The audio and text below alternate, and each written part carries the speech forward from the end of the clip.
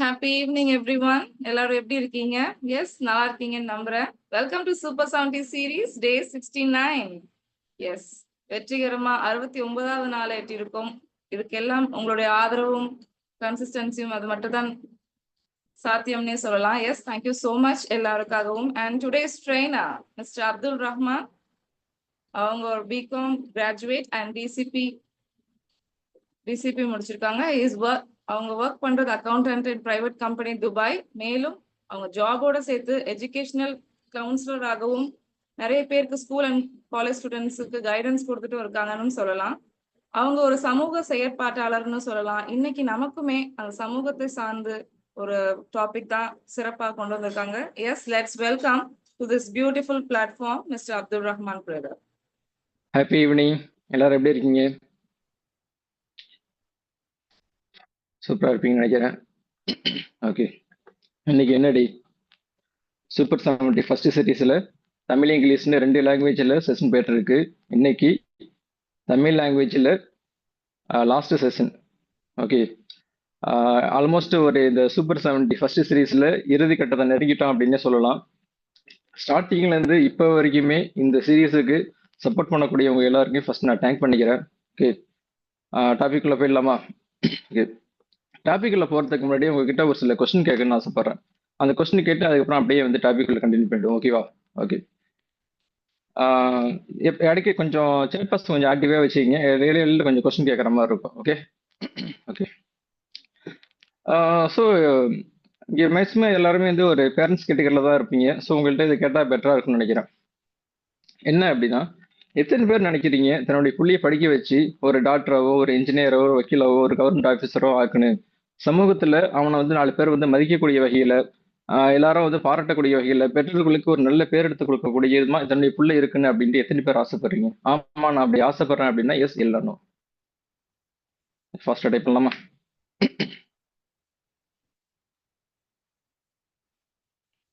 S, super super.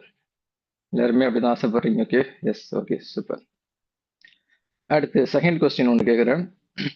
இந்த கொஸ்டினை கேட்கும்போது இன்னும் இந்த மாதிரிலாம் கேட்குறாங்க அப்படின்ட்டு உங்களுக்கு தோணலாம். ஆனால் பின்னாடி ஒரு ரீசன் இருக்கு. ஓகேவா? சரி, அதே மாதிரி எத்தனை பேர் நினைக்கிறீங்க தன்னுடைய புள்ள வளர்ந்ததுக்கு அப்புறம் ஒரு கொலைகாரனாவோ அடுத்தவங்களை ஏமாத்தி பணம் சம்பாதிக்கக்கூடியனவோ ஒரு ஃப்ராடாவோ வந்து மாறுன்னு எல்லாரும் வந்து தன்னுடைய புள்ளையை வந்து திட்டக்கூடிய விதமா, அவனை வந்து சபிக்கக்கூடிய விதமா, அவனை சாபம் விடக்கூடிய விதமா, என்ன புள்ள பெற்று வச்சிருக்கனே அப்படின்ட்டு பெற்றோர்களுக்கு ஒரு அவப்பேரை ஏற்படுத்தி கொடுக்கக்கூடிய விதமா தன்னுடைய புள்ள இருக்குன்னு அப்படின்ட்டு எத்தனை பேர் நினைக்கிறீங்க? ஆமா, நான் அப்படி நினைக்கிறேன்னா எஸ் இல்லைனோ. Okay, super. ஸோ யாருமே வந்து அப்படி நினைக்கிறது இல்லை, அப்படித்தானே? தன்னுடைய புள்ள வந்து கெட்டு போன அப்படின்ட்டு யாருமே நினைக்கிறது இல்லை, தவறான வழிக்கு போகணும் அப்படின்ட்டு யாருமே நினைக்கிறது இல்லை, அப்படித்தானே? ஓகே, யாருமே அப்படி நினைக்கிறது இல்லை அப்படின்னா ஏன் சமூகத்துல சில பேர் வந்து கொள்ளைக்காரனாவோ திருடனாவோ வந்து மாறுறோம்? சரி, இவன்லாம் வந்து படிக்கல அதனால தான் வந்து இதெல்லாம் அப்படி இருக்கான் அப்படின்னா, அவங்களுக்கு நான் ஒரு இன்சிடென்ட் சொல்றேன். படிச்சவனுமே இதெல்லாம் செய்யறான் அப்படிங்கிறதுக்கு ஒரு எக்ஸாம்பிள் சொல்றேன். யாருக்கெல்லாம் வந்து இந்த சம்பவம் நடந்திருக்கு அப்படின்னு சொல்லுங்க. நமக்கு ஒரு ஃபோன் கால் ஒன்று வரும். கால் அட்டன் பண்ண ஒரு வழக்கு நண்பர் பேசுறாரு. சார், எஸ்பிஐ பேங்க்ல இருந்து பேங்க் மேனேஜர் பேசுது சார். உங்க ஏடிஎம் கார்டை லாக் ஆயிடுச்சு, கார்டு ரைஸ் பண்ண கார்டு மேலே இருக்கிற 16 நம்பர் சொல்லுங்க அப்படிமா. டேய், நான் எஸ்பிஐ பேங்க் யூஸ் பண்ணலடா, நான் கனரா பேங்க் அப்படின்னா, கனரா பேங்க் தான் பேசுவது, நீங்க ஃபர்ஸ்ட் நம்பரை சொல்லு அப்படிமா.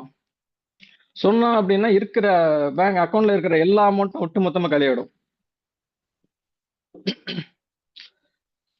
ஓகேவா? எத்தனை பேருக்கு இந்த ஃபோன் கால் வந்திருக்கு?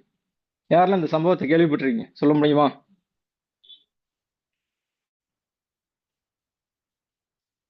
யாருக்கெல்லாம் நடந்திருக்கு? தெரியும், நடந்திருக்கு. ஏன்னா மோஸ்ட்லி எல்லாருக்குமே தெரிஞ்சிருக்க வாய்ப்பு இருக்கு. ஏன்னா இது லாஸ்ட் ஒரு 10 இயர்ஸ் நடந்து மிகப்பெரிய ஸ்கேம்னே சொல்லலாம். 12 வருஷமா ஒரே நம்பர் யூஸ் பண்ணக்கூடிய எனக்கே 10 தடவைக்கு மேல காலம் வந்திருக்கு. வேற நம்பர் தான் வேற தவிர பேசுற ஆளு ஒரே ஆள் தான் பேசுவான். அவன் வாய்ஸ் திரும்ப திரும்ப கேட்டு கேட்டு கேட்டு அவனுடைய வாய்ஸ், அவனுடைய டோன், அவனுடைய பேசுற எல்லாம் எல்லாமே எனக்கு மனப்பாடமே ஆயிடுச்சு. ஸோ அப்ப அவனுடைய பேரண்ட்ஸ் வந்து நினைச்சிருப்பாங்களா, தன்னுடைய பிள்ளைய படிக்க வச்சு டெக்னிக்கலா நிறைய விஷயத்த வந்து அவன் கத்துக்கிட்டு அடுத்தவன் கஷ்டப்பட்டு சம்பாதிச்ச பணத்தை வந்து இவன் வந்து ஸ்கேம் பண்ணி கொள்ளையடிக்கணும், இவன் வந்து ஏமாத்தி அவனோட காசெல்லாம் வந்து பறிக்கணும் அப்படின்ட்டு அவனுடைய பேரண்ட்ஸ் நினைச்சிருப்பாங்களா? அப்படி ஆசைப்பட்டா வந்து அவனை படிக்க வைக்கிறாங்க. ஒரு இன்ஜினியர் ஒரு பில்டிங் கட்டுறதுக்கு 10 கோடி ரூபாய்க்கு கொட்டேஷன் கொடுத்து காசை வாங்கிட்டு தரம் இல்லாத ஒரு பில்டிங்கை கட்டி அதுல ஊழல் பண்ணி சம்பாதிக்கக்கூடிய ஒரு ஆளா வந்து ஒரு இன்ஜினியரே வந்து ஒரு பேரண்ட்ஸ் வந்து உருவாக்க நினைப்பாங்க. லஞ்சம் வாங்கிட்டு தப்புக்கு வந்து துணை போறக்கூடிய ஒரு கவர்மெண்ட் ஆபீசரா தன்னோட புள்ளிய இருக்குன்னு ஒரு பேரண்ட்ஸ் ஆசைப்படுவாங்க.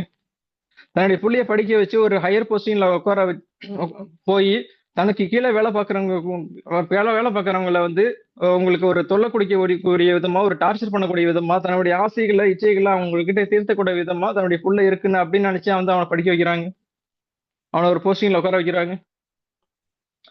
யாருமே அப்படி நினைக்கிறது இல்லை. அப்படிதானே எந்த பேரண்ட்ஸுமே ஒரு தப்பான வழியில தன்னுடைய புள்ள வந்து போகணும் அப்படின்னு நினைக்க மாட்டான். யாருமே அப்படி நினைக்கிறது இல்லை. அப்படிதானே?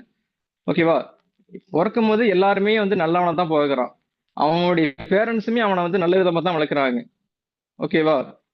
அப்படி இருக்கும் போது அவன் ஏன் வந்து வளர்ந்ததுக்கு அப்புறம் ஒரு கெட்டவனா மாறுறான்?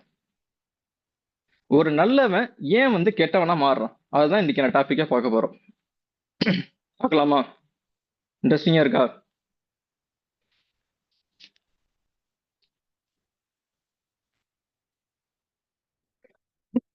ஓகே. ஒருத்தவன் கெட்டவனா மாறத்துக்கு சில ரீசன் இருக்கு. ஓகேவா? அதை நம்ம ஒன் பை ஒன்னா பார்ப்போம். Okay, first environment and nature. ஒருத்தவன் வளரக்கூடிய சூழல் தான் அவனுடைய ஆளுமையையும் அவனுடைய நடத்தையுமே வந்து தீர்மானிக்குது அப்படின்னு சொல்லலாம்.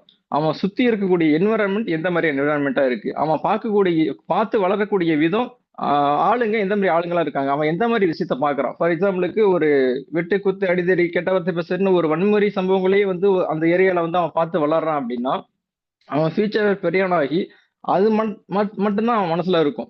அவன் நம்மளும் இதே மாதிரி செய்யணும், நம்மளும் இதே மாதிரி பண்ணணும் அப்படிங்கிற அது மட்டும்தான் அவன் மனசுல இருக்கும். ஸோ அவன் பெரியலாகி ஒரு தவறு செய்யறதுக்கு வாய்ப்பு இருக்கு. அது நம்மளுடைய சுத்தி என்ன என்வரன்மெண்ட், அவன் எந்த மாதிரியான ஒரு என்வரன்மெண்ட்ல அவன் வந்து வளர்க்கப்படுறான், அவன் எந்த மாதிரியான ஒரு என்வரன்மெண்ட்ல அவன் வந்து வளர்றான் அப்படிங்கிறத பொறுத்து அவன் வந்து ஒரு கெட்டவனா மாறுறான். ஓகே, நெக்ஸ்ட் அதே மாதிரி social pressure and peer influence. பொதுவாக மனிதர்கள் எல்லாருமே வந்து ஒரு சமூகத்தோட ஒன்றிணைஞ்சு வாழணும் அப்படின்னு தான் எல்லாருமே ஆசைப்படுவோம். ஓகேவா? ஒரு சொசைட்டியை நம்ம ஒரு குழுவா வந்து சேர்ந்து இருக்கணும் அப்படின்னு தான் எல்லாருமே வந்து விருப்பப்படுவோம். அப்படி இருக்கும்போது தான் சார்ந்து இருக்கக்கூடிய ஒரு கட்சியோ ஒரு அமைப்போ ஒரு இயக்கமோ இல்லை ஒரு குழுவோ அவங்க வந்து ஒரு மோசமான செயலை செய்யறாங்க அப்படின்னா தானுமே வந்து அந்த ப்ரெஷர்ல நம்மளுமே தவறை வந்து செய்யறதுக்கு வாய்ப்பு இருக்கு, நம்மளுமே அந்த தவறான வழிக்கு போறதுக்கு வாய்ப்பு இருக்கு.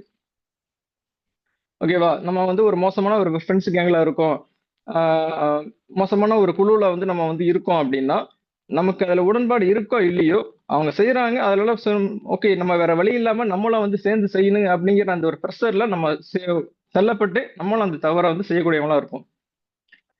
அதே மாதிரி இன்ஃப்ளூயன்ஸ் பண்றது, சமூகம் ஒருத்தவனை வந்து இன்ஃப்ளூயன்ஸ் பண்றது.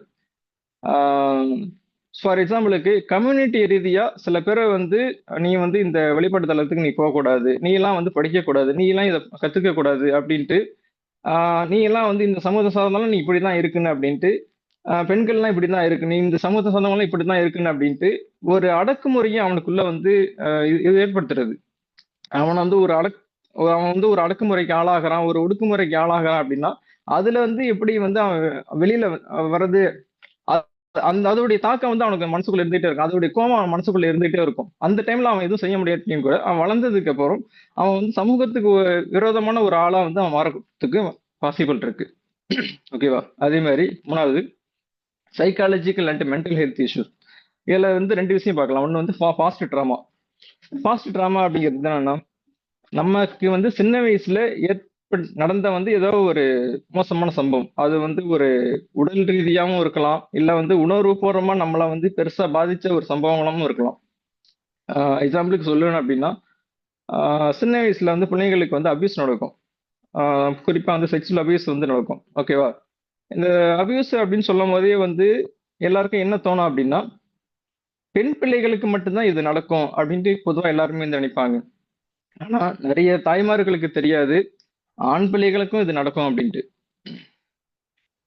பொண்ணுங்களுக்கு நடந்தாவது வந்து அவங்க வந்து வெளியில சொல்றதுக்கு வாய்ப்பு இருக்கு, வீட்டுல அவங்க இப்படி பண்ணாங்க இப்படி பண்ணாங்க சொல்றதுக்கு வாய்ப்பு இருக்கு, வெளியில தெரியறது அவங்க சொல்லாட்டுமே கூட வெளியில வந்து தெரியறதுக்கு வாய்ப்பு இருக்கு. பட் ஒரு பையனுக்கு வந்து ஒரு அபியூஸ் நடக்குது அப்படின்னா அவன் வெளியில சொல்லவே மாட்டான், அவன் வெளியிலயும் தெரியாது, வெளியில தெரியவும் தெரியாது, அவன் வெளியில சொல்லவும் மாட்டான். ஏன்னா அது வந்து அவன் ஒரு அசிங்கமா ஃபீல் பண்ணுவான், ஒரு கேவலமா ஃபீல் பண்ணுவான். இத்தனைக்கும் அவன் வந்து எந்த தப்பும் செஞ்சிருக்க மாட்டான். அவனை மையப்படுத்தி தான் அவனை வச்சுதான் ஒரு தவறே வந்து நடந்திருக்கும். ஆனா தான் ஏதோ வந்து ஒரு தப்பு செஞ்சிட்ட மாதிரி அவன் வந்து ரொம்ப ஒரு சேம்லெஸ்ஸா ஒரு மாதிரி அவர் அசிங்கமா வந்து அவன் ஃபீல் பண்ணுவான். ஓகேவா? இந்த மாதிரி தவறு வந்து அவனுக்கு திரும்ப திரும்ப வந்து அவனுக்கு பாஸ்ட்ல வந்து நடந்துகிட்டே இருக்குது அப்படின்னா அவன் வளர்ந்ததுக்கு அப்புறம் அவன் தவறான ஒரு முடிவுக்கு போறதுக்கு வாய்ப்பு இருக்கு. இது ஆண்களா இருந்தாலும் சரி, பெண்களா இருந்தாலும் சரி. இந்த ஒரு மூவி ஒன்று சொல்றேன். கண்ணும் கண்ணு கொள்ளையடித்தான்னு சொல்லி ஒரு மூவி. அதுல வந்து ஒரு ஹீரோயின் வந்து நிறைய தப்பு பண்ணுவா. அப்ப அவங்கள்ட்ட கேட்கும்போது இந்த மாதிரி தப்பு சரியா உங்களுக்கு கில்ட்டியாவே இல்லையா, பிடிச்சுதான் சரியா அப்படின்னா, ஆமா பிடிச்சுதான் செய்யறேன் அப்படின்ட்டு அதுக்கு ஒரு ரீசன் சொல்லுவா ஏன் செய்யறேன் அப்படின்ட்டு. நான் சின்ன வயசுல இருக்கும்போது எல்லாரும் வந்து என்னை வந்து தப்பா பார்த்தாங்க, தப்பா வந்து பேசுனாங்க. அவ இவ்வளவு தானடா நீங்க அப்படிங்கிற மாதிரி அவங்களுக்குள்ள மேல ஒரு கோவம் வந்துச்சு. அதோடைய வெளிப்பாடு தான் நான் இந்த மாதிரிலாம் பண்றேன். இதெல்லாம் நான் ரொம்ப பிடிச்சுதான் பண்றேன், எனக்கு கில்ட்டியாவே ஃபீல் ஆகல அப்படின்பா. ஓகேவா? பசங்களுக்குமே அதே மாதிரி தான். அவன் வந்து இந்த மாதிரி அவங்களுக்கு ஒரு சம்பவம் நடக்கும்போது அவனுடைய மைண்ட் வந்து ஆட்டோமேட்டிக்காவே வேற மாதிரி வந்து மாறும். ரீசெண்டா ஒரு நியூஸ் ஒன்று பார்த்தேன். கேரளாவில் ஒரு சம்பவம். அவன் வந்து ஒரு கும்பல்ல வந்து அவன் இருக்கான், ஒரு அமைப்புல அவன் இருக்கான். அந்த அமைப்புல உள்ள எல்லாருமே அவனுக்கு வந்து ஒரு சின்ன சின்ன வயசா இருக்கும்போது ஒரு டார்ச்சர் வந்து கொடுத்துட்டே இருக்காங்க, செக்ஷுவலா ஒரு டார்ச்சர் கொடுத்துட்டே இருக்காங்க. அதோடைய அதோடைய வெளிப்பாடா அவன் வந்து அது அதை தாங்க முடியாம அவன் வந்து சூசைடே வந்து பண்ணிக்கிட்டான். ஸோ ஒண்ணு அவன் சூசைட் பண்ணிப்பான், இல்லைன்னா அவன் வந்து சமூகத்துக்கு விரோதமான ஒரு செயலை வந்து செய்யக்கூடிய ஒரு ஆளா கூட அவன் மாறதுக்கு வாய்ப்பு இருக்கு. ஸோ பாஸ்ட் ட்ராமா ஒரு one of the reason. And அதே மாதிரி ஆன்டி சோசியல் பர்சனாலிட்டி டிசார்டர், இதுவுமே சேம் வந்து ஒரு பாஸ்ட் ட்ராமா மாதிரி தான். இது வந்து கொஞ்சம் டிஃப்ரெண்டா இருக்கும். என்ன அப்படின்னா இவங்களுக்குமே வந்து சின்ன வயசா இருக்கும்போது சமூகத்தினால அவங்க வந்து ஏதாவது ஒரு விஷயத்துல வந்து பாதிக்கப்பட்டிருப்பாங்க. அதோடைய தாக்கம் வந்து அவங்க மனசுல இருந்துகிட்டே இருக்கும். அதோடைய தாக்கத்தினுடைய வெளிப்பாடு தான் இந்த டிசார்டர் வர்றதுக்கும் காரணம். இந்த வந்தவங்க என்ன பண்ணுவாங்க அப்படின்னா சமூகம் கட்டமைச்ச அந்த வழியில வந்து போகணும்னு நினைக்க மாட்டாங்க, அந்த பாதையில நடக்கணும்னு நினைக்க மாட்டாங்க. சமூகம் ஒரு வழி வந்து வகுத்திருக்கு அப்படின்னா அந்த வழியில போகணும் அப்படின்னு நினைக்க மாட்டாங்க. மை லைஃப் மை ரூல்ஸ், நான் பண்றதுதான் சரி, நான் என்ன வேணாலும் பண்ணுவேன், என் கிரிக்கெட்டு போனாலும் பரவாயில்ல, நான் பண்றதுதான் அப்படின்ட்டு அவனுடைய இஷ்டத்துக்கு அவன் வந்து போவான். ஆக்சுவலா இந்த ஆன்டி சோசியல் பர்சனாலிட்டி டிசார்டர் அப்படிங்கிறது ஒரு பெரிய டாபிக். இதை பத்தி பேசுறதுனாலே ஒரு 30 மினிட்ஸ் பேச முடியும். பட் டைம் இல்லாத காரணத்தை நான் ஷார்ட்டா சொல்லிடுறேன். ஓகேவா? ஸோ இதுவுமே ஒரு one of the reason. And கடைசியா lack of opportunities and populations. இது என்ன அப்படின்னா சமூகத்துல தனக்கான ஒரு ஆப்பர்ச்சுனிட்டி வந்து மறுக்கப்படுது, தனக்கான ஒரு அங்கீகாரம் வந்து மறுக்கப்படுது அப்படின்னா அவனுமே வந்து சமூகத்துக்கு எதிரான ஒரு ஆளா வந்து மாறதுக்கு வாய்ப்பு இருக்கு. ஃபார் எக்ஸாம்பிளுக்கு சொல்லணும் அப்படின்னா கிரிக்கெட் ஸ்போர்ட்ஸ் எடுத்துங்க. அதுல வந்து இந்தியன் கிரிக்கெட் இந்தியன் கிரிக்கெட் டீம்ல ஒரு பிளேயரா வந்து உள்ள போனோம் அப்படின்னா எல்லாருமே உள்ள போட முடியாது. பர்டிகுலர் கம்யூனிட்டியை சார்ந்தவங்க மட்டும்தான் உள்ள போக முடியும் அப்படிங்கிறது எழுதப்படாத ஒரு சட்டம்னே சொல்லலாம். இது வந்து இந்த ப்ளூ ஸ்டார் ஜீவாங் அந்த மாதிரி படத்தெல்லாம் வந்து ரொம்ப அழகா வந்து காட்டியிருப்பாங்க.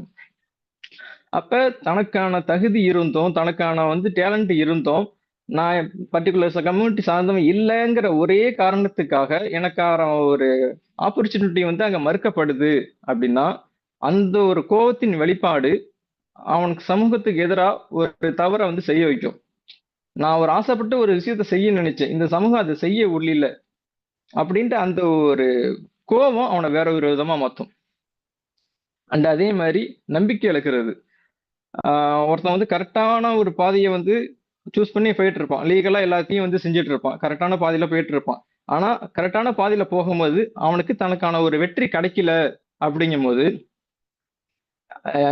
கரெக்டா இருந்து என்ன பிரயோஜனம், நேர்மையா இருந்து என்ன பிரயோஜனம், நல்ல வழியில தான் போறேன், ஒரு பிரச்சனையும் இல்லை, எனக்கு வந்து ஒரு அங்கீகாரம் கிடைக்கல, ஒரு வெற்றி கிடைக்கல அப்படிங்கும் போது அதுல வந்து ஒரு நம்பிக்கை இழந்து அவன் வந்து ஒரு குறுக்கு பாதையை வந்து சூஸ் பண்ணணும், வேற ஒரு தப்பான ரூட்டை சூஸ் பண்ணணும் அப்படின்ட்டு அப்படி சூஸ் பண்ணி போறவங்களும் இருக்கான். ஸோ ஒரு நல்லவன் கெட்டவனா மாறுறதுக்கு இது எல்லாமே ஒரு ரீசன்னே சொல்லலாம். இது மட்டும் தான், இந்த 4 பாயிண்ட் மட்டும் தான் ரீசனான்னு கேட்டா இல்லை. இதை தாண்டி இன்னும் நிறைய ரீசன் சொல்லலாம். சூழ்நிலை காரணமா, ஃபேமிலி காரணமா அவன் வந்து மாறுறான் அப்படின்னே சொல்லலாம். பட் மெயினா இந்த 4 விஷயத்த வந்து நம்ம சொல்ல முடியும். ஓகே, சரி, ஓகே. என்னோட ரீசன்ங்கிறத பார்த்துட்டோம். அது அவன் மாறாம இருக்கிறதுக்கு என்ன பண்ணணும், இதெல்லாம் செஞ்சா அவன் வந்து மாறாம இருப்பான் அப்படின்னா என்ன அப்படிங்கிறத பார்ப்போம். ஓகேவா? ஒரு 4 பாயிண்ட் பார்க்க போறோம். நான் அதுல லாஸ்டா பார்க்க போற பாயிண்ட் வந்து ரொம்ப முக்கியம். ஓகே, ஃபர்ஸ்ட் ஒன்னு, strong moral campus and ethics. இது என்ன அப்படின்னா, அவனுக்கு வந்து ஒரு நல்ல ஒரு மாரலை வந்து நம்ம வந்து பேரண்ட்ஸ் வந்து ஏற்படுத்தி கொடுக்கணும். சின்ன வயசா இருக்கும் போதே அவனுக்கு வந்து ஜஸ்ட் வந்து அவனுக்கு சாப்பாடு போடுறதோ, அவனுக்கு துணிமணி எடுத்து கொடுக்கறதோ, படிக்க வைக்கிறது மட்டும் இல்லாம நல்ல சில விஷயங்களை வந்து அவனுக்கு சொல்லி கொடுத்து வளர்க்கணும். எதெல்லாம் செய்யறது தப்பு, எதெல்லாம் வந்து சரி, எதெல்லாம் தப்பு, தப்பு எது சரி எதுங்கிறத வித்தியாசத்தை சொல்லி கொடுத்து வளர்க்கணும். எல்லாத்தையும் பெரியவங்களா இருந்தாலும் சரி, சின்னவங்களா இருந்தாலும் சரி, அவங்கள வந்து மரியாதை நடத்து, மரியாதையா பேசு, எல்லாத்தையும் அன்பா நடந்துக்க, ஒரு பண்பா வந்து பேசு, பணிவா பேசு நீ அப்படிங்கிறத சொல்லி கொடுக்கணும். தொழில்ல, பொது இடத்துல ஒரு எத்திக்ஸை வந்து ஃபாலோ பண்ணி இதெல்லாம் வந்து சரி அப்படிங்கிறது, ஸ்பிரிச்சுவலா உள்ள ரூல்ஸ், இந்தியன் லா, அது எல்லாத்தையுமே வந்து அவனுக்கு சொல்லி கொடுத்து வளர்க்கணும். ஆஹ் சுருக்கமா அதை சொல்லணும் அப்படின்னா, தன்னுடைய செய்யக்கூடிய ஒரு செயலோ, ஆஹ் பேசக்கூடிய ஒரு பேச்சோ அடுத்தவங்களுக்கு ஒரு பாதிப்பு ஏற்படுத்தாத வகையில இருக்கணும் அப்படிங்கறது ஷார்ட்டா வந்து அவன் சொல்லி கொடுக்கணும். இந்த மாதிரி இதெல்லாம் வந்து எப்படி அவன் மனசுல விதைக்கலாம் அப்படின்னா, பெட் டைம்ல சில கதைகள் வந்து சொல்லி கொடுக்கலாம். சில நீதி கதைகள், ஸ்பிரிச்சுவலா வந்து சில வரலாற்று சம்பவங்களை அந்த மாதிரி வந்து சொல்லி கொடுத்த வளர்க்கும் போது அவனுக்கு இந்த மாதிரி விஷயங்கள்லாம் ஆழமா வந்து மனசுல பதிக்கும். And second one, responsibility and accountability. இதுவுமே ரொம்ப முக்கியம். ரெஸ்பான்சிபிலிட்டி என்னன்னா, பொறுப்புணர்ந்து செயல்படணும் அப்படிங்கறத சொல்லி கொடுக்கணும். நீ ஜஸ்ட் ஏனோதானோன்னு வந்து நம்ம வந்து இருக்க முடியாது. ஒவ்வொருத்தவங்களுக்குமே ஒவ்வொரு காலகட்டத்துல ஒவ்வொரு வயசுல ஒரு பொறுப்பு வந்து இருக்கு. சின்ன வயசுல அவனுக்கு வேண பொறுப்பு என்ன, அவன் வந்து நல்லா படிக்கிறது. படிக்கிறது தான் அவனுடைய பொறுப்பு அப்படிங்கிறது அவனுக்கு அந்த வயசுல உள்ளது. அந்த ரெஸ்பான்சிபிலிட்டியை வந்து அவனுக்கு புரிய வைக்கணும். எப்படி எல்லாம் புரிய வைக்கலாம் அப்படின்னா, நீ வந்து விளையாண்டு களைச்சு போடுற திங்ஸை வந்து நீ தான் எடுத்து வைக்கணும். உன்னுடைய ட்ரெஸ் எல்லாத்தையும் நீ தான் வந்து கரெக்டா அடுக்கி வைக்கணும். உன்னுடைய யூனிஃபார்ம் நீ தான் மாட்டிக்கணும். அப்படிங்கிறத சொல்றது மட்டும் இல்லாம சில வீட்டு வேலைகளுமே அவனுக்கு கொடுக்கலாம். அதாவது வீட்டு வேலைனாலே வந்து பொண்ணுங்களுக்கு கொடுத்துட்டு வந்து பசங்களை அப்படியே ஜஸ்ட் வெளில போனோமா, ஜாமான் வாங்கிட்டு வந்தோமா, அவ்வளவுதான், அதோட வேலை முடிஞ்சுச்சு. பெருசா அவனை வீட்டு வேலையில ஈடுபடுத்துறதே கிடையாது. வீட்டு வேலைனாலே அது பொண்ணுங்களுக்கு மட்டும்தான் அப்படிங்கிறது எழுதப்படாத ஒரு சட்டமா இருக்கும். அப்படி இல்லாம வீட்டு வேலைகளுமே அவனுக்கு செய்யணும். இது நம்ம வீடு, நம்ம வீட்டை நம்ம தான் வந்து கரெக்டா வச்சுக்கணும், நம்ம தான் சுத்தமா வச்சுக்கணும், நம்ம தான் வந்து ஒரு ஆர்கனைஸா வச்சுக்கணும் அப்படிங்கிறது சொல்லி கொடுத்து வளர்க்கும் போது ரெஸ்பான்சிபிலிட்டி அப்படிங்கிற அந்த உணர்வு வந்து அவனுக்குள்ள வரும். அண்ட் அதே மாதிரி அக்கௌண்டபிலிட்டி, இதுவுமே ரொம்ப முக்கியம். அக்கௌண்டபிலிட்டினா என்ன, தமிழ் அந்த பொறுப்புடைமைன்னு சொல்லுவாங்க. அதாவது தான் செஞ்ச தவறுக்கு நான் தான் ரீசன் அப்படிங்கிறது அவன் வந்து ஏத்துக்கணும். நிறைய பேர் அது பண்றது கிடையாது. அவன் ஒரு தவறு செய்யறான் அப்படின்னா டக்குன்னு பழிய தூக்கி அடுத்த மேல போட்டுருவான். யார் மேலேயுமே போட முடியல அப்படின்னா உடனே தூக்கி சைத்தான் மேல போட்டுருவான். ஃபாஸ்டிங்ல இருக்கும்போது கூட ஏன்டா வந்து ட்ரிங்க் பண்ண அப்படின்னா, என்ன பண்றது, சைத்தான் வெளிக்கெடுத்துட்டான் அப்படிமா. ஏன்னா நம்ம சைத்தான்ட்ட போய் கேள்வி கேட்க முடியாதுல்ல. அப்படின்னு கேட்டாலும் சைத்தான் என்ன சொல்லுவான், டேய் என்னுடைய வேலையே உன்னை வெளிக்கெடுக்கிறதாண்டா, நீ தாண்டா நான் பார்த்து சூதானமா இருக்குன்னு அப்படின்ட்டு அவன் பங்குக்கு அவன் நாலு திட்டுவான். சோ நம்ம ஒரு தவறு செஞ்சுட்டோம், நம்ம தவறு எல்லாருமே தெரிஞ்சு செய்யறது இல்ல, வேணுக்குனே செய்யறது இல்ல. தெரியாம ஜஸ்ட் ஏதோ ஒரு தவறு செஞ்சுட்டோம் அப்படின்னாலுமே கூட அந்த தவறு வந்து என்னால தான் நடந்துச்சு, என்னுடைய கவனக்குறைவால தான் நடந்துச்சு அப்படிங்கிற அந்த அக்கௌண்டபிலிட்டி அவன் எடுத்துக்க கூடியவனா இருக்கணும். இந்த ரெஸ்பான்சிபிலிட்டி அண்ட் அக்கௌண்டபிலிட்டி இது ரெண்டுத்துக்குமே ஒரு சின்ன வித்தியாசம் தான். இது ஒரு சின்ன ஒரு எக்ஸாம்பிள் மூலியமா நான் சொல்றேன். சின்ன பையன், படிக்கக்கூடிய பையன் வந்து, ஸ்கூல் படிக்கிற பையன் வந்து அவனுடைய பொறுப்பு என்ன, நீ வந்து எக்ஸாம், நான் வந்து நல்லா படிச்சு எக்ஸாம்ல பாஸ் பண்ணணும் அப்படிங்கிறது உன்னுடைய பொறுப்பு, உன்னுடைய ரெஸ்பான்சிபிலிட்டி. சப்போஸ் நீ வந்து சரியா படிக்கல, கவனக்குறைவா இருந்த, அதனால வந்து நீ எக்ஸாம்ல ஃபெயில் ஆயிட்ட அப்படின்னா அதுக்கு வந்து நீ வந்து யாரையும் காரணம் காட்டக்கூடாது. நான் கரெக்டா தான் எழுதுனேன், டீச்சர் எனக்கு மார்க் போடாம விட்டாங்க, பேனா திடீர்னு எழுதாம போயிடுச்சு, திடீர்னு எனக்கு வெளுத்த கலக்கிடுச்சு, பாத்ரூம் போயிட்டேன், அதனால தான் நான் எழுதாம போயிட்டேன், எக்ஸாம் ஃபெயில் ஆயிட்டேன், இல்லைன்னா நான் நல்லா எழுதியிருப்பேன் அப்படின்ட்டு சூழலை காரணம் காட்டாம அடுத்தவங்க மேல பழி தூக்கி போடாம, எஸ் நான் நல்லா படிச்சிருக்கேன்னு, இது என்னுடைய மிஸ்டேக் தான், நான் என்னுடைய கவனக்குறைவு தான், கவனக்குறைவுனால நான் சரியா படிக்கல, அதனால நான் ஃபெயில் ஆயிட்டேன் அப்படின்ட்டு அந்த யாரையும் பிளேம் பண்ணாம அந்த அக்கௌண்டபிலிட்டியை தான் ஏத்துக்கணும். அதை வந்து அவங்க நமக்கு வந்து சொல்லிக் கொடுக்கணும். ஓகேவா? அண்ட் அதே மாதிரி ஃபர்கிவ்னஸ், இதுவுமே ரொம்ப முக்கியம். உனக்கு வந்து யாராவது ஒருத்தவங்க வந்து துன்பம் வந்து ஏற்படுத்துறாங்க அப்படின்னா அதை வந்து மனசுக்குள்ளேயே வச்சுக்காம அவங்கள வந்து மன்னிக்க கத்துக் கொடுக்கணும். ஓகேவா? இல்லை அப்படின்னா என்ன ஆகும் அப்படின்னா, சின்ன வயசுல எவனாவது ஒரு ஒரு விஷயத்த வந்து அவனுக்கு செஞ்சிருப்பான், இவன் வந்து திரும்ப வந்து பழி வாங்க முடியாத ஒரு இடத்துல அவன் இருப்பான். அந்த அந்த ஏஜ்ல அவனால எதுவுமே பண்ண முடியாம இருக்கும். பெரியவனா வளர்ந்து அவனை பழிவாங்குற எண்ணத்துல வேற ஏதாவது ஒரு தவறான ஒரு காரியத்துக்கு அவன் ஈடுபடுவான். சில நிறைய படங்கள்ல வந்து இது நம்ம பார்க்கலாம். நிறைய படத்தை பார்த்தீங்கன்னா சின்ன வயசுல எனக்கு இப்படி நடந்துச்சு, அதை பழி வாங்கக்கூடியதுனால தான், பழி வாங்குறதுக்கு தான் நான் இப்படி பண்ணேன் அப்படின்னு தான் நிறைய படங்களே கொண்டு போகணும். ஸோ யார் இன்னொன்னு, இந்த பழி வாங்கக்கூடிய எண்ணம் இருந்துச்சு அப்படின்னா நம்மளாலையுமே வந்து நிம்மதியா இருக்க முடியாது. ஸோ அந்த யார் தப்பு செஞ்சாலும் சரி, அதை வந்து கடந்து போயிடு, அதை வந்து விட்டுரு. அது அப்படிங்கிற அந்த ஒரு ஃபர்கிவ்னஸ், அந்த மன்னிக்கக்கூடிய குணத்தை வந்து அவங்க நம்ம சொல்லி கொடுத்து வளர்க்கணும். அண்ட் லாஸ்ட் பாயிண்ட் தான் வந்து ரொம்ப முக்கியம். இந்த பாயிண்ட் தான் பிள்ளைங்களுக்கு முக்கியமா சொல்லிக் கொடுக்க வேண்டிய ஒரு விஷயம். இதுதான் வந்து ஒரு பேஸ்மெண்ட்னே சொல்லலாம். இதெல்லாம் வந்து ஒரு அடித்தளம், ஒரு ஆணி வேரையே வந்து இதுதான். இந்த ஒரு விஷயம் இருந்துச்சு அப்படின்னா மோஸ்ட்லி அவன் நிறைய தவறுகளுக்கு போகாம வந்து இருக்கிறதுக்கு நம்ம ஒரு வாய்ப்பா இருக்கும். என்ன அப்படின்னா எம்பத்தி. கவுன்சிலர் பொதுவா வந்து சொல்லக்கூடிய வார்த்தை எம்பதி. எம்பத்தினா என்ன?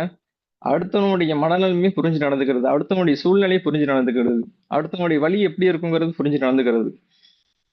இதை எப்படி சொல்லிக் கொடுக்கலாம் அப்படின்னா, ஃபார் எக்ஸாம்பிள், நம்ம வந்து ஒரு நல்ல ஒரு சாப்பாடு வந்து செஞ்சு கொடுக்குறோம் பசங்களுக்கு, லஞ்ச் பேக் பண்ணி கொடுக்குறோம். நம்ம வந்து ஒரு வசதியான வீட்டுல உள்ள ஆளுங்களா இருக்கோம். ஒரு வாரத்துல ஒரு 3 நாள் 4 நாள் வந்து ஒரு நான்வெஜ் எடுத்து கொடுக்குறோம். இவன் கூட படிக்கிற பையன் வந்து ஒரு நார்மல் ஒரு மிடில் கிளாஸ் ஒரு பையனா இருப்பான். அவன் வந்து நார்மலா ஒரு சாப்பாடை கொண்டு வருவான். அப்ப இவன் சாப்பாடை பார்க்கும்போது அவனுக்கு ஒரு ஆசை வரும். அவன் டேரக்டா வந்து கேட்கான்ட்டியும் கூட அவன் அவன் வந்து ஏங்குவான். இந்த மாதிரி ஒரு நல்ல சாப்பாடு வந்து நமக்கு கிடைக்கலையே அப்படிங்கிற அவன் ஏங்குவான். அப்ப நீ அவன் நமக்கு சொல்லிக் கொடுக்கணும். அவனுடைய ஏக்கத்தை நீ புரிஞ்சு நடந்துக்க, அவனுடைய ஆசையை நீ புரிஞ்சு நடந்து நீ அவனுக்கு வந்து ஷேர் பண்ணி காசு கொடு, ஷேர் பண்ணி நீங்க சாப்பிடு அப்படிங்கிற அந்த விஷயத்த சொல்லிக் கொடுக்கணும். அதே மாதிரி உன்கிட்ட ஒரு பிளே ஸ்டேஷன் இருக்கு, உன்கிட்ட ஒரு ஸ்போர்ட்ஸ் கிட் இருக்கு அப்படின்னா பக்கத்து வீட்டு பையன்ட்ட இல்லாம கூட இருக்கலாம். அவங்க பேரண்ட்ஸ் வந்து வசதி இல்லாம இருக்கலாம், அதனால வாங்கி கொடுக்க முடியாம இருக்கலாம். நீ விளையாடுற பார்த்துட்டு அவனுக்குமே அந்த ஆசை வரும். அப்ப அவனுடைய ஆசையை வந்து, அவனுடைய இயக்கத்தை, அவனுடைய தவிப்பை வந்து நீ புரிஞ்சு நடந்துக்க.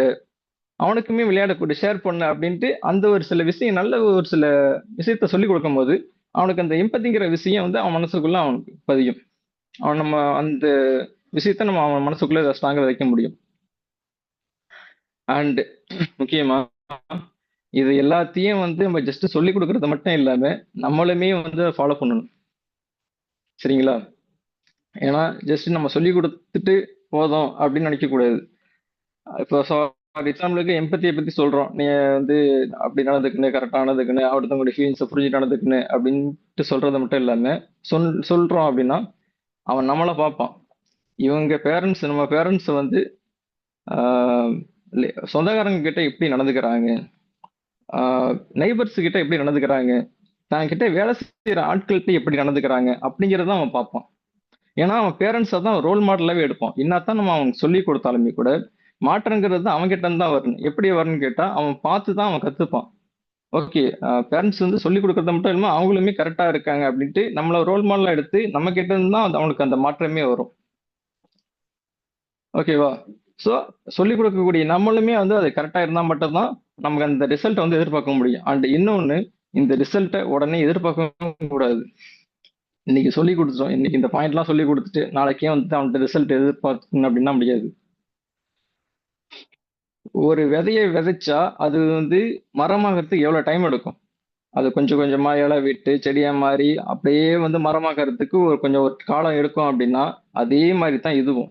இதெல்லாம் வந்து அவன் மனசுல நம்ம விதைக்கலாம். விதைச்சாலுமே கூட அவனுக்கு வந்து உடனே வந்து நம்ம அந்த மாற்றத்தை வந்து எதிர்பார்க்க கூடாது. கொஞ்சம் கொஞ்சமா தான் வந்து அவன் மாறுவான். கொஞ்சம் கொஞ்சமா தான் எல்லாத்தையும் அவன் கத்துப்பான். ஆனா சொல்ற விஷயத்த நம்ம ரெகுலரா திரும்ப திரும்ப சொல்லிட்டு இருக்கணும். திரும்ப திரும்ப நம்ம வந்து அவன் இலைக்கு செடிக்கு தண்ணி ஊத்துற மாதிரி நம்ம ஊத்திக்கிட்டே இருந்தா தான், திரும்ப திரும்ப நம்ம சொல்லிக்கிட்டே இருந்தா மட்டும்தான் அவன் ஃபாலோ பண்ணுவான். பொறுமை ரொம்ப முக்கியம். பொறுமையா வந்து சொல்லிக் கொடுக்கணும். அவசரப்பட்டு கோவப்பட்டான் அப்படின்னா அந்த இடத்துல வேலைக்கு ஆகாது. ஓகே, அது வந்து ரொம்ப முக்கியம். அண்டு ஏன் வந்து இதெல்லாம் வந்து நான் இவ்வளவு வந்து வலியுறுத்தி சொல்றேன் அப்படின்னா, இந்த விஷயம்லாம் வந்து நம்ம சரியா சொல்லிக் கொடுக்க தவறுனா அப்படின்னா அவன் வந்து சமூகத்துல ஒரு தப்பான ஒரு விஷயத்தை செய்யறதுக்கான ஒரு வாய்ப்பு வந்து அவனுக்கு அமையும். ஒருத்தவன் வந்து சமூகத்துல வந்து ஒரு தவறு செய்யறான் அப்படின்னா அது வந்து பர்டிகுலர் ஆளுங்களை மட்டும் பாதிக்காது, அது ஒரு சமூகத்தையே பாதிக்கும் அப்படின்னு சொல்லலாம். ஆஹ் நான் வந்து ஒரு தவறு செய்யறேன் அப்படின்னா சம்மந்தப்பட்டவன் மட்டும் அதனால அவன் பாதிக்க மாட்டான். ஓகே. அந்த ஒரு சமூகத்தையே அது வந்து பாதிக்கும். ஒரு எக்ஸாம்பிள் சொல்றேன். ஒரு 20 வருஷத்துக்கு முன்னாடிலாம் பெண் பிள்ளைகளை வந்து படிக்க வச்சிருக்கவே மாட்டாங்க. நிறைய பேர் வந்து 10th ஸ்டாப் பண்ணிடுவாங்க, சில பேர் வந்து 8th ஸ்டாப் பண்ணிடுவாங்க, இல்லைன்னா வந்து ஏஜ் அட்டன் பண்ணதுக்கு அப்புறம் வந்து நிறுத்திடுவாங்க, சில பேர்லாம் வந்து 5th ஸ்டாண்டர்டோடய வந்து ஸ்டாப் பண்ணிடுவாங்க, பெருசா படிக்க வைக்க மாட்டாங்க. ஏன் அப்படின்னா அவங்களுக்கு பயம். என்ன பயம் அப்படின்னா சிட்டி சைடுல கூட ஏதோ ஒரு அளவுக்கு படிக்க வச்சிருப்பாங்க, அவங்களுக்கு அந்த விழிப்புணர்வு இருக்கும். கிராமத்து சைடுலாம் வந்து படிக்க வைக்க மாட்டாங்க. ஏன் அவங்களுக்கு அந்த ஒரு பயம் இருக்கு. என்ன மாதிரி பயம் அப்படின்னா அந்த ஊர்ல ஏதாவது ஒரு புள்ள படிக்க வச்ச ஒரு ரீசனுக்காக பள்ளிக்கு படிக்க போன இடத்துல ஒழுக்க ரீதியான ஏதாவது ஒரு தவறு செஞ்சிருக்கும். இல்ல வந்து அந்த ஸ்கூல்ல வேலை பார்க்கக்கூடிய டீச்சரோ டீச்சர் யாராவது ஏதோ ஒரு டீச்சர் ஓகேவா அந்த தன்னுடைய ஸ்டூடெண்ட் கிட்ட அவன் தப்பா நடந்திருப்பான். பஸ்ல வந்து அனுப்புறோம் அப்படின்னா பஸ்ல வந்து டிராவல் பண்ணக்கூடிய 100 பேர் டிராவல் பண்றாங்க அப்படின்னா ஏதாவது ஒரு ஆளு வந்து பொண்ணுங்கள்ட்ட தப்பா நடந்துப்பான். அந்த டைம்ல வந்து நிறைய வந்து குழந்தைகளை கடத்துறது, பெண்களை கடத்துறது அப்படிங்கிற அந்த சம்பவம் எல்லாம் வந்து நிறைய போயிட்டு இருந்துச்சு. ஸோ இதெல்லாம் பார்த்து பயந்து அந்த பிள்ளைங்களை வந்து படிக்காமலே வந்து வச்சிருந்தாங்க பேரண்ட்ஸ். பொதுவா எந்த பேரண்ட்ஸா இருந்தாலும் தான் பட்ட கஷ்டத்தை தன் புள்ள படக்கூடாதுன்னு தான் நினைப்பாங்க. நான் தான் படிக்க முடியல, அட்லீஸ்ட் என் புள்ளையாவது படிக்கணும் அப்படின்னு தான் எல்லா பேரண்ட்ஸுமே நினைப்பாங்க. அப்படி அப்படி பிள்ளைங்களுக்கு நல்லது நினைக்கக்கூடிய பேரண்ட்ஸ் ஏன் வந்து படிப்பை பாதிலேயே எடுத்துட்டு இப்போ ஒரு 17 வயசுலயே 16 வயசுலயே ஏன் கல்யாணம் பண்ணி வைக்கிறாங்க அப்படின்னா படிப்பு முக்கியம்தான். படிப்பை தாண்டி என் புள்ளையோடைய சேஃப்டி ரொம்ப முக்கியம், அதோடைய மான மரியாதை ரொம்ப முக்கியம். ஊர்ல மத்தவங்களுக்கு நடக்கக்கூடிய அநீதி தான் பிள்ளைக்கு நடந்துடக்கூடாது அப்படிங்கிற ஒரு பயம். ஓகேவா? அப்படி பயந்து தான் நிறைய பேரை வந்து படிக்காமலேயே ஆக்குனது. அதனால ஒருத்தவன் யாரோ ஒருத்தவன் பண்ண தப்பு தன் பிள்ளைங்களை பாதிக்கதான் இல்லையா, ஒரு சமூகத்தையே ஒரு ஜென்ரேஷனை பாதிச்சிருக்கா இல்லையா? தான் புள்ள ஒரு தப்பு பண்ணுது, அதனால வந்து நான் ஸ்கூலுக்கு அனுப்பல, அதனால நான் படிக்க வைக்கலன்னா கூட இதோ ஒரு ரீசன் இருக்கு, ஒரு லாஜிக் இருக்குன்னு சொல்லலாம். எங்கேயோ எவனோ பண்ண தப்புனால நான் என்னால படிக்க முடியாம போகுது அப்படின்னா அது என்ன சொல்றது சொல்லுங்க? அப்ப ஒருத்தன் ஒரு தவறு செய்யறான் அப்படின்னா சம்பந்தப்பட்டவங்களை மட்டும் பாதிக்காது, அந்த ஒரு ஒட்டுமொத்தமா அந்த ஒரு சமூகத்தையே அந்த ஒரு ஜென்ரேஷனையும் பாதிக்கும் அப்படின்னு சொல்லலாம். நான் இன்னொரு எக்ஸாம்பிள் சொல்றேன். குறிப்பிட்ட சில பேர் பண்ண ஒரு தீவிரவாத செயல்னால இப்ப வரைக்குமே ஒரு கம்யூனிட்டி மேல ஒரு கரை இருந்துகிட்டே இருக்கு. இப்ப தமிழ்நாட்டுல நல்ல நாகரிகத்தின் உச்சத்துல இருக்கக்கூடிய நகரம், நல்ல நிறைய முற்போக்கு சிந்தனை கொண்ட ஆளுங்க இருக்காங்க, நல்லா படிச்ச ஆளுங்க இருக்கான்னு சொல்லக்கூடிய தமிழ்நாட்டில சொல்லக்கூடிய சென்னையிலுமே இப்பவுமே கூட ஒரு சில பர்டிகுலர் கம்யூனிட்டிக்கு வாடகைக்கு வீடு கொடுக்கறது இல்லை. ஏன்னா பயம். எனக்குமே நடந்திருக்கு. என் ஊர்ல எனக்குமே நடந்திருக்கு. டூலெட் போர்டை பார்த்துட்டு ஒருத்தருக்கு நான் கால் பண்றேன். அவரு என் ட்ரூ கலர்ல என்னுடைய பேரை பார்த்துட்டு உங்க உங்க ஆளுங்களுக்கு எல்லாம் நான் வீடு கொடுக்கறது இல்லை அப்படின்ட்டு டைரக்டாவே சொல்லியிருக்காரு. அப்ப யாரோ பண்ண ஒரு தப்பு அந்த ஒரு இப்ப வரைக்குமே ஒரு ஒட்டுமொத்த அந்த கம்யூனிட்டிக்குமே அந்த சொசைட்டிக்குமே ஒரு அவப்பெயர் ஏற்படுத்தியிருக்கா இல்லையா? நம்ம பெண் பிள்ளைகளுக்கு வந்து நிறைய வந்து ஒழுக்கமான சில விஷயங்களை வந்து சொல்லிக் கொடுப்போம். நீங்க வந்து இப்படி இருக்கு, நீ அது செய்யணும், அது செய்யணும், அது பண்ணக்கூடாது, இதை பண்ணக்கூடாது அப்படின்னு பொம்பளை பிள்ளைங்களுக்கு வந்து நம்ம வந்து நிறைய விஷயத்த சொல்லிக் கொடுப்போம். பட் பசங்களை வந்து நம்ம பெருசா கண்டுக்கிறதே இல்லை. அவங்களுக்கு எதுவுமே சொல்லிக் கொடுக்கறதே கிடையாது. ஜஸ்ட் அவங்களுக்கு சாப்பாடு போடுறோமா, துணிமணி எடுத்து கொடுக்குறோமா, படிக்க வச்சோமா, அதுக்கப்புறம் அவன் லைஃப் அவன் பார்த்துப்பான். இது பண்றதுதான் பேரண்டிங் அப்படின்னா எத்தனையோ அனாதை ஆசிரமங்களே இது பண்ணிட்டு போயிடுங்க. ஏதோ ஆதரவு இல்லைங்களே இது பண்ண முடியுமே, பேரண்ட்ஸ் எதுக்கு? அப்ப நல்லது கெட்டதை சொல்லி கொடுக்கணும்ல, சொல்லி கொடுக்க வளர்க்கறது தானே பேரண்டுடைய கடமை, அதுதானே நம்மளுடைய ரெஸ்பான்சிபிலிட்டி.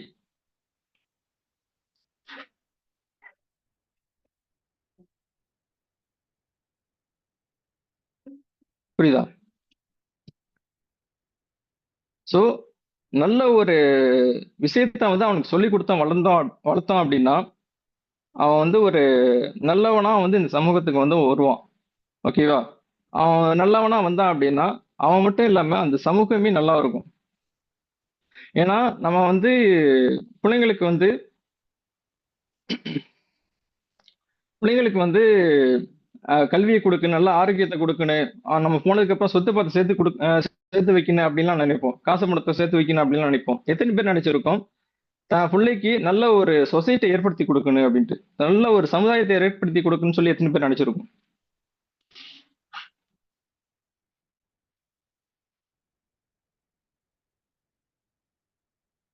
ஏன்னா தான் பிள்ளைய வந்து வளர்ந்து ஏதோ ஒரு ஐலாண்ட்ல போய் வாழ போறது கிடையாது. இந்த மண்ணுல தான் அவன் பிறக்க போறான், இந்த ஊர்ல தான் அவன் வந்து வளர போறான், இந்த நாட்டுல தான் அவன் வந்து வாழ போறான். அப்படிங்கும்போது அவன் வளர்ந்து வந்து பார்க்கக்கூடிய ஒரு சமூகம் ஒரு நல்ல ஒரு அவன் பார்க்கக்கூடிய மனிதர்கள் நல்ல ஒரு எண்ணம் கொண்டவங்களா, நல்ல ஒரு சிந்தனை கொண்டவங்களா இருக்கணும்னா இல்லையா?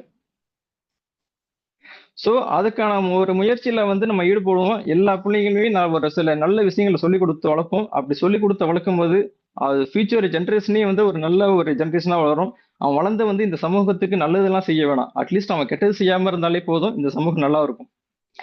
ஒரு பொண்ணு வந்து நல்ல ஒரு பொண்ணா இருக்கு, நல்லா இருக்கு அப்படின்னா அதோடைய இந்த குடும்பம் நல்லா இருக்கும். ஒரு பையன் நல்லா இருக்கான், நல்லவனா இருக்கான் அப்படின்னா அது இந்த சமூகமே நல்லா இருக்கும். யாருமே வந்து நான் வந்து திருடக்கூடாது, பொய் சொல்லக்கூடாது, அடுத்தவங்கள்ட்ட வந்து தப்பா நடந்துக்க கூடாது, அடுத்தவங்கள வந்து சொத்தை வந்து அபகரிக்க கூடாது, பொண்ணுங்கள்ட்ட தப்பா நடந்துக்க கூடாது அப்படின்னு ஒவ்வொருத்தரும் நினைச்சாலே மகாத்மா காந்தி ஆசைப்பட்ட மாதிரி தங்க நகையை அணிஞ்சுக்கிட்டு தன்னந்தனியா ஒரு பொண்ணு வந்து மிட் நைட்ல வெளில போக முடியும். ஸோ இவ்வளவு நாளா நமக்கு இந்த கிடைச்ச இந்த ஒரு சில விஷயங்களை நல்ல ஒரு நாலேஜ் நம்ம ஃபேமிலிக்கு மட்டும் இல்லாம முடிஞ்ச அளவுக்கு சொசைட்டிக்குமே அதை வந்து சொல்லி விழிப்புணர்வு ஏற்படுத்தி நல்ல ஒரு சொசைட்டியா வந்து நம்ம ஒரு உருவாக்கணும் அப்படின்னு சொல்லி கேட்டுக்கிறேன். அதுக்கு இறைவன் வந்து உங்களுக்கும் எனக்கும் வந்து அருள் புரின்னு சொல்லி என்னுடைய இந்த செஷனை வந்து நிறைவு செய்கிறேன்.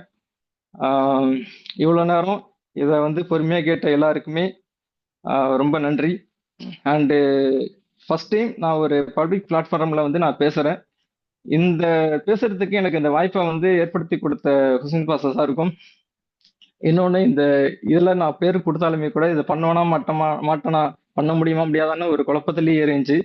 பட்டு எனக்கு ஏற்ற மாதிரி ஒரு டேட்டை வந்து ஷெட்யூல் பண்ணி கொடுத்து அதில் கைட்னஸ் கொடுத்து மோட்டிவ் பண்ண கோஆர்டினேட்டர்ஸ் கிதர் நசரீன் அண்ட் சரிஃபா பான் அவங்களுக்கும் ஒரு மிகப்பெரிய நன்றி சொல்லிக்கிறேன். அண்டு இன்னும் குறிப்பிட்டு சொல்லணும்னா அப்படின்னா என்னுடைய இந்த பயிற்சி பயணத்துக்கு உறுதுணையாக இருந்த என்னுடைய 3 சகோதரிகளுக்கும் என்னுடைய மனமார்ந்த நன்றியை நான் சொல்லிக்கிறேன். மேலும் இந்த விஷயத்த கரெக்டாக வந்து உங்ககிட்ட டெலிவரி பண்ண வச்ச, கரெக்டாக வந்து அந்த சிந்தனையை கொண்டு வந்து அந்த இறைவனுக்கும் மிகப்பெரிய நன்றி. தேங்க்யூ. உங்களுடைய ஃபீட்பேக்கை ஷேர் பண்ணலாம். ஷேர் பண்ணக்கூடிய அட்ரஸ் பண்ணுங்க. வணக்கம் சார், நல்லா இருக்கீங்களா? அலையுஸ்லாம், நல்லா இருக்கேன். எப்படி இருக்கீங்க? நல்லா இருக்கேன் பிரதர். நல்லா இருந்துச்சு சார், இன்னைக்கு கிளாஸ் ரொம்ப சூப்பரா இருந்துச்சு. ரொம்ப தெரியும், நல்லா ஒவ்வொரு பாயிண்டா தெரியும் சொல்லி கொடுத்தீங்க. இவ்வளோ ஷார்ட் டைம்ல இவ்வளோ நிறைய விஷயம் உங்கள்ட்ட இருந்து நான் கத்துக்கிட்டேன். இவ்வளோ இருக்கா பிள்ளைங்க வளர்க்குறதுல, இவ்வளோ இருக்கா பிள்ளைங்களுக்கு இவ்வளோ சொல்லி தரணுமா, நான் உங்கள்ட்ட இருந்து நிறைய கத்துக்கிட்டேன். நல்லா இருந்துச்சு இன்னைக்கு கிளாஸ், ரொம்ப அருமையா போச்சு. டைம் போனதே தெரியல, 9:50 ஆயிடுச்சு. பிரதர். தேங்க்யூ. வணக்கம். அலையுஸ்லாம். அஸ்ஸலாமு அலைக்கும் பிரதர். அலையுஸ்லாம். உண்மையா சொல்ல போனா இது வந்து இந்த நல்லாவே இருந்துச்சு. ஃபர்ஸ்ட் டைம் மாதிரி விளங்கவே இல்லை. நான் கூட நினைச்சேன் நீங்க இதுக்கு முன்னுக்கும் நிறைய ட்ரைனிங் பண்ணிருக்காரோ தெரியாது. அந்த அளவுக்கு கிளியரா யூஸ்ஃபுல்லா இருந்துச்சு. எனக்கு வந்து இது நிறைய யூஸ்ஃபுல்லா இருக்கும்னு நான் நினைக்கிறேன். ஜஸாக்கல்லாஹ் இந்த ஷேரிங்க்கு. Thank you. Thank you so much all. நிறைய பேர் ஹேண்ட் ரைஸ் பண்ணிருக்கீங்க. நேரமின்மை காரணமாக எல்லாருக்குமே பேச வாய்ப்பு கொடுக்க முடியல, மன்னிச்சுக்கோங்க. இப்ப எப்படி ஒத்துழைப்பு கொடுத்தீங்களோ அதே போல நாளைக்கும் உங்களுடைய ஸோ மச் ஆல்.